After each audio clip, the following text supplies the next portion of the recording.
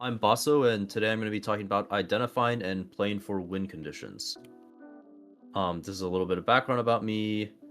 I probably should have put a picture of my face there. Anyways, yeah, 3-set rank 1. It's kind of been a while for me though, but in my defense, I don't think anyone in tier 1 really cares about ladder anymore, so that's the excuse I'll give. 3-set pro circuit, which is as long as it's been around, right? Like I was in the first set and I just haven't dropped it basically. 7-set regionals. So that's technically I'm 8-set regionals now because I'm guaranteed to be in regionals again, but I've been to it 7 times.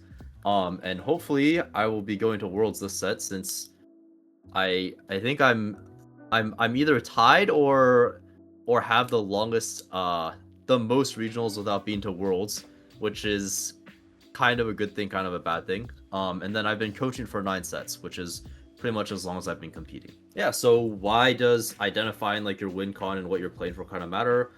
This is pretty self-explanatory. You gotta go 8th less, right? Because you have to understand when you're playing for not 8th. You go first more because the point of it is understanding when you can win and understanding how to win when you have those opportunities, right?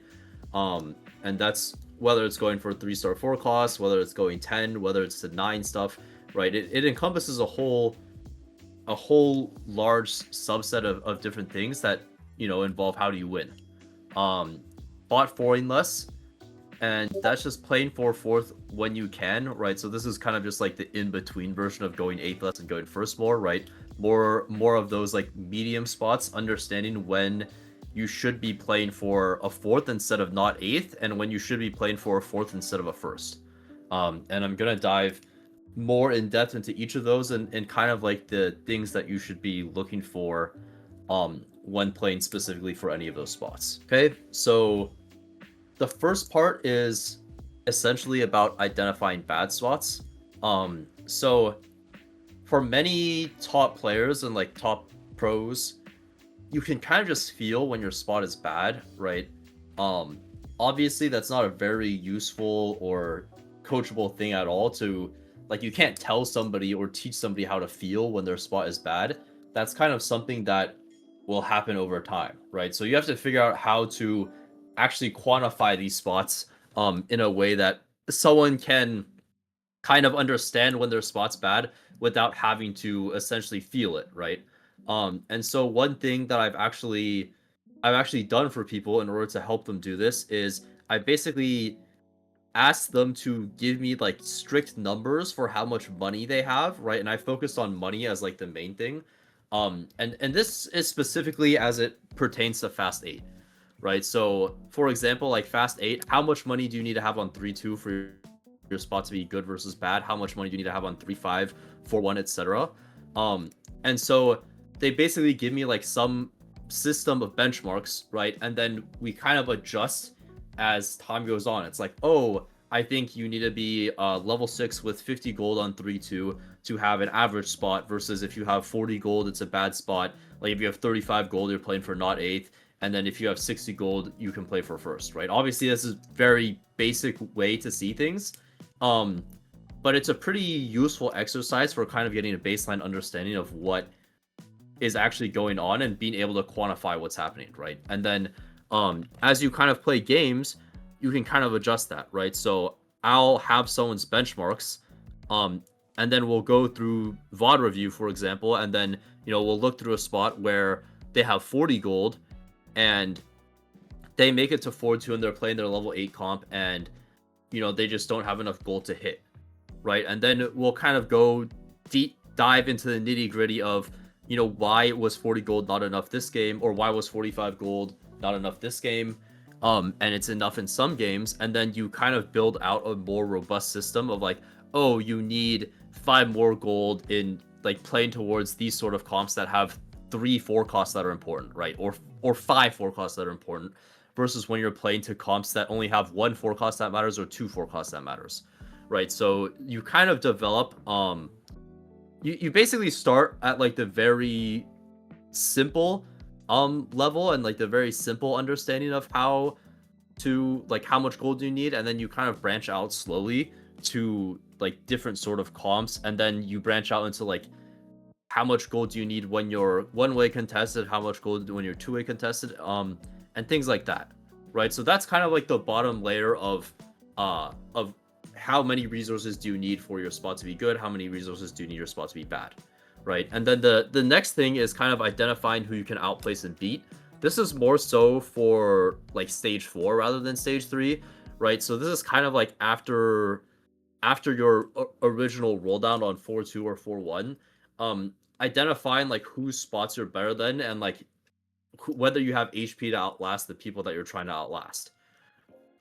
So a lot of times when you're in this bad spot, it's going to be like you're on your 1-star units and you're trying to figure out like who's going 8th instead of me.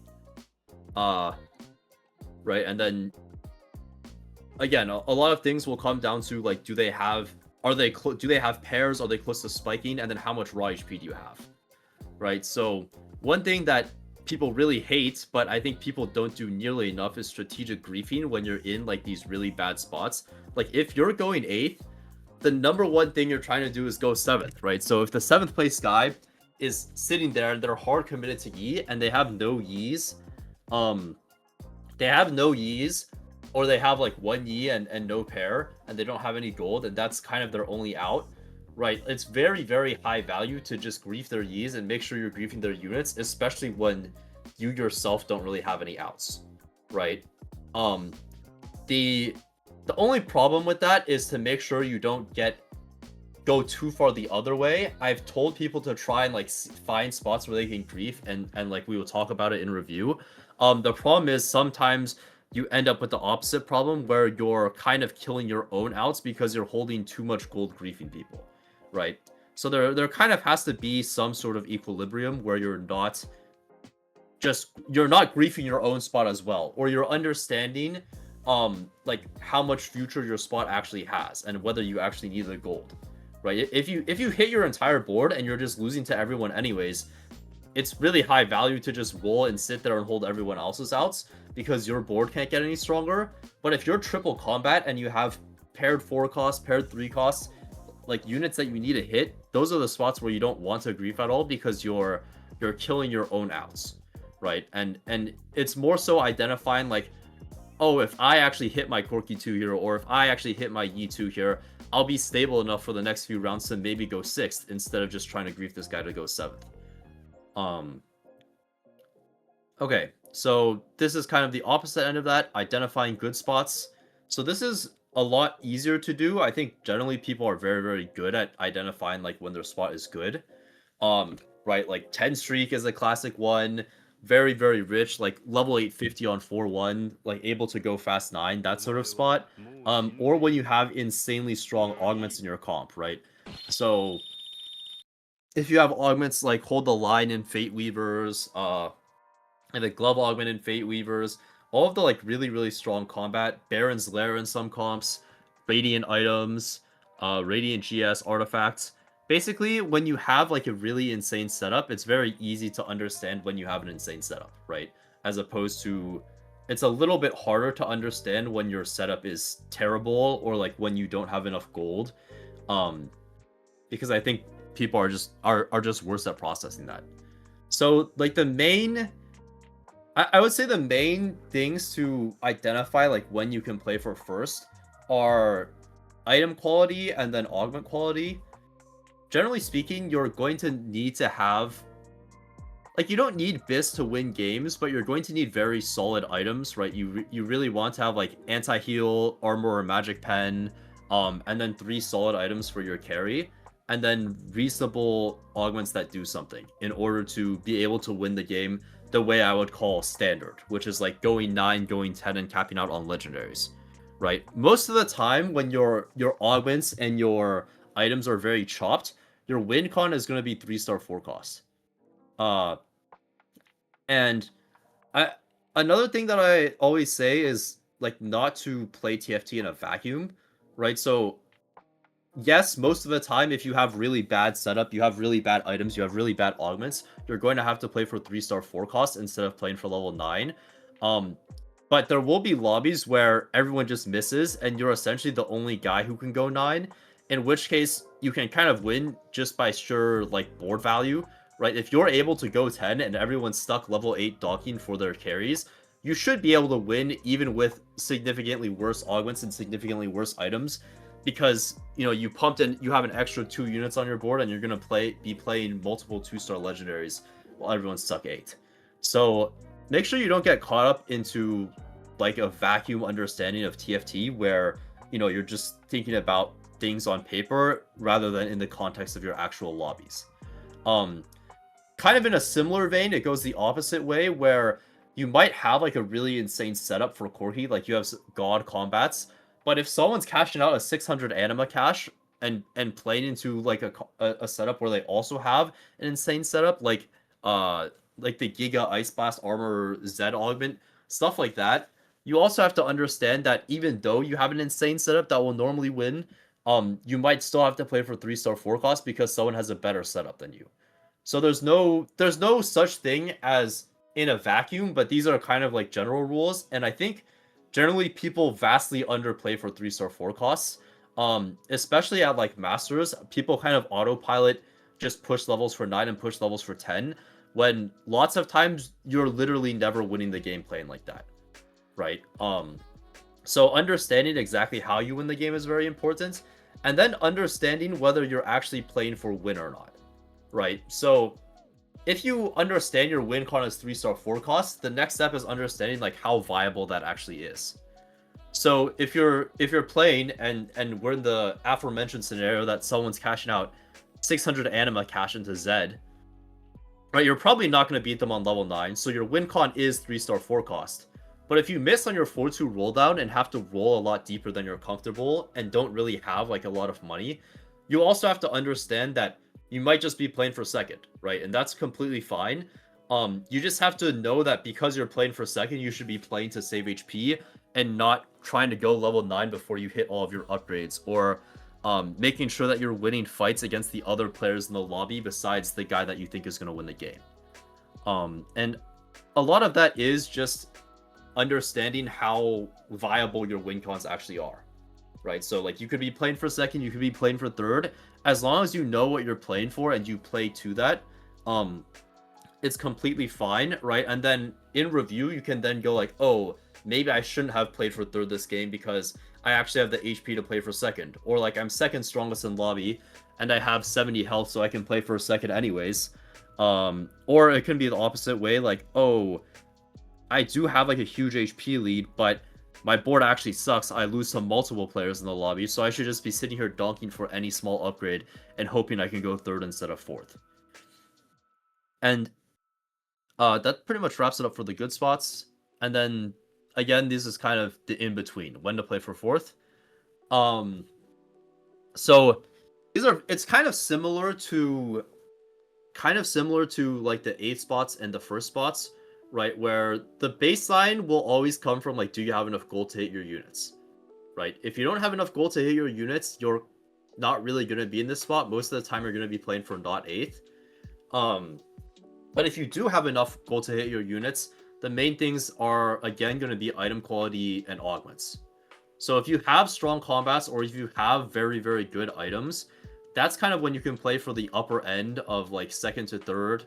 And when you have the opposite, right, you have very bad items, like you're missing, Rageblade for your Rageblade carries, you're playing with very, very weak items, or you don't have Shred, don't have anti-heal.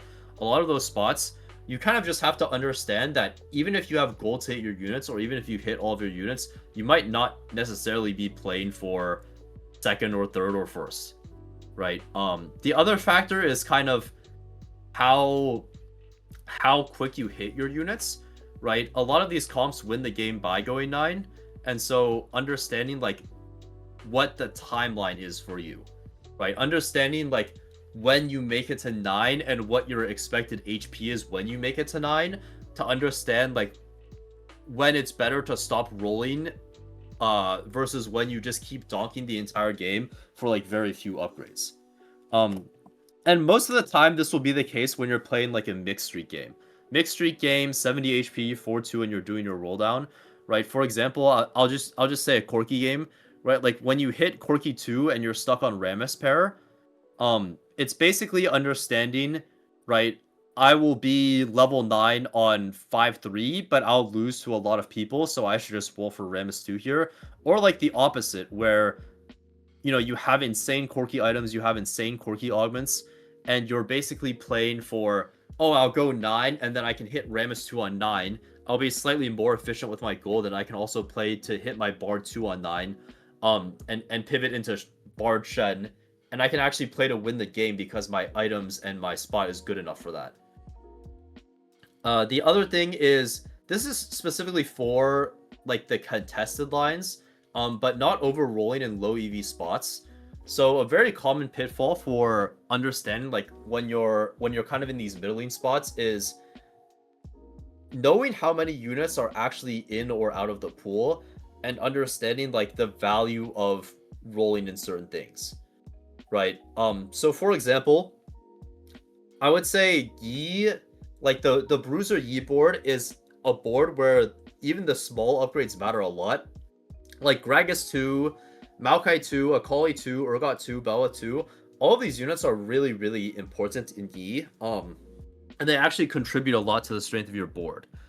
Versus if you're playing like Stargazer Xayah, for example, a lot of the stuff like itemless, like an itemless Riven 2, or depending on what board you're playing, a lot of the units, especially like the backliners that don't have items, are not super important.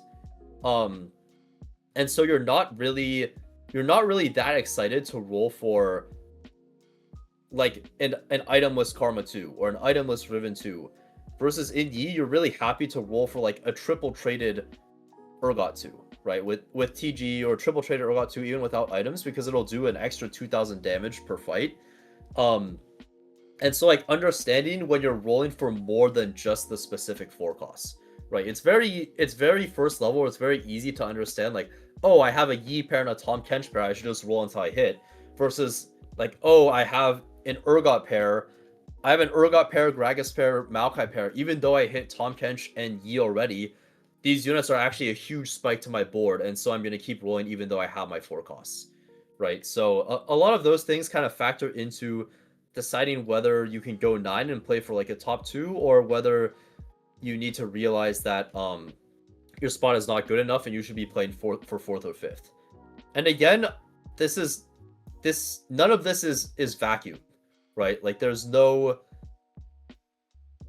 every Yi game where you have Maokai, Urgot, Gragas pair is going to be a game where you should just be rolling. Like some games you should be going 9, some games you should be rolling. It's just generally that's going to be how it is, right? And then you have to adjust to your specific lobby, and whether your lobby is weak, your lobby is strong, whether your lobby is going to spike hard, whether your lobby is going to cap high, understanding exactly like the dynamics of what your lobby is going to look like. Anyway, so in conclusion, most of this comes down to understanding when you can play for what placement, right? And that's understanding when you're playing for not 8th, understanding when you're playing for 4th, and understanding when you're playing for 1st, right?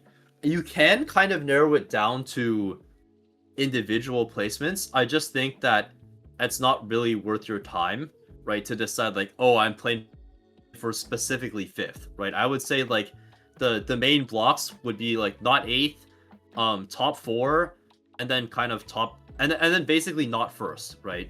So like 4th or 5th, 6th or 7th, and then 2nd or 3rd, and then like when you can play for 1st. Again, I've reiterated this a billion times, but I really think it's the most important part of this idea, is that again, nothing is in a vacuum. You should just be readjusting your idea of like what you're playing for literally every single turn. Like every single turn when you scout, when you know who's in your pool, when you're understanding like who you're going to beat and who you're going to lose to, right? You should be readjusting like your plan of if you're originally planning to go 9, and again, I'll go back to like the Z example where you have like the 3 cost pairs and the 2 cost pairs.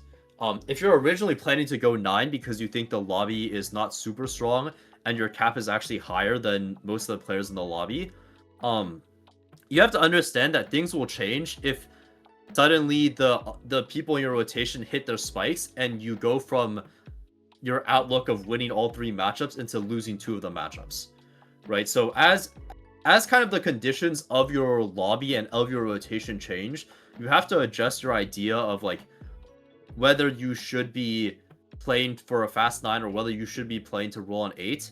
And do not fall into like a sunk cost fallacy of, oh, you know, I was already going 9 anyways, like I didn't roll and I already lost, so now I'm just going 9. Right? You should make sure you're not falling into sunk cost fallacy and just making sure that, you know, you're kind of taking replacements where you can get them, and readjusting as the game changes, and making sure you're not like emotional about your like, oh shit, I can't play for first anymore, essentially, right? Don't be stubborn and just make sure that your ideas change with the circumstances of your lobby. And then the last point that I touched on a little bit briefly is do not overspend low EV rules and kill the upper limit of your placements. So this is mainly referring to when you're kind of rolling into a contest and like a 3-way Yi contest or something. This primarily applies to when you're the high HP guy. Like if you're 80 HP, you should not be rolling for a Yi pair. You should not be rolling with a Yi pair when there's 8 Yis at a pool, right? When you have the HP to spare, you should make sure that you're spending your gold as efficiently as possible, whether that's waiting for other people to die or trying to go 9 and just play into Fiora primary instead of Yi. If you overspend on these rolls in spots where you're very high HP, you kind of just kill your opportunities to go first and your opportunities to go top 3 because you're stuck rolling your gold and spending your resources a lot less efficiently than you could, right? TFT is primarily just a game of how efficient you can allocate your resources, and obviously every game you'll have high roll, low roll, mid roll, whatever. Everyone will get a different amount of resources, so over time the only difference is whoever manages the resources the best, right? So if you think about it that way, if you're rolling and the average amount of Yis you see per roll is significantly lower than the guys contesting you, then you're playing worse than them, right? So you should think about every time you're rolling, like, what is the EV of my rolls? What are the EV of my rolls if I wait X turns? What are the EV of my rolls if I wait till 9? And what are the EV of my rolls if I pivot? Different things like that to kind of understand like when you should be rolling and when you should not be rolling, right? And again, this kind of only applies when you have the HP to spare. If you have 20 health, you kind of just have to roll no matter how low the EV is because you're just gonna die. I think that's it. Any questions? I like the phrase they use, like, don't play in a vacuum. Yeah, I mean, I think I found that basically when I coach people, every single person that I coached I would basically end up having to tell them that they need to scout more and change their game plan based on what they see. And like that literally happened for every single player I coached, whether that was like high challenger, low challenger, master, diamond, whatever. That was just like the recurring theme. So I kind of tried to make that a point in this presentation, and a point that I just bring up a lot earlier into coaching sessions now, which is just like making sure that people make adjustments, and then if they're making the wrong adjustments, we can then go over, you know, what adjustments they should make. Because if you are playing in a vacuum, there's no difference between you playing and like if I taught Claude to play TFT just copying like a meta TFT comp guide or a TFT Academy comp guide, right? If you don't adjust based on your lobby, there's really no difference between you and like a bunch of other players playing the game.